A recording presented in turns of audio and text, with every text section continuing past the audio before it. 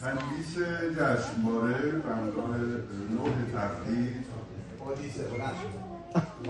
برای رتبه اول کارگردانی این جوایز تعلق میگیرد به کارگردان نمایش اودیسه.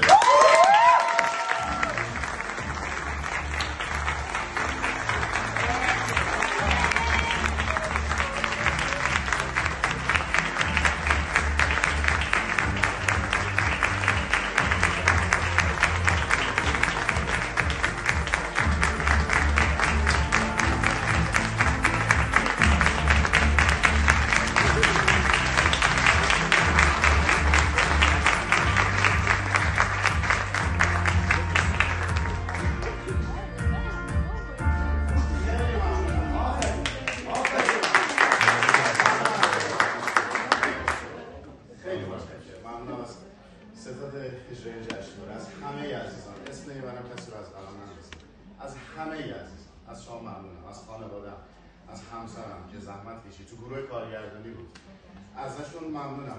جایزه کارگردانی تلاش فردی نیست، قطعاً تلاش جمعی گروهه که این اتفاق میفته. خیلی ممنونم از شما.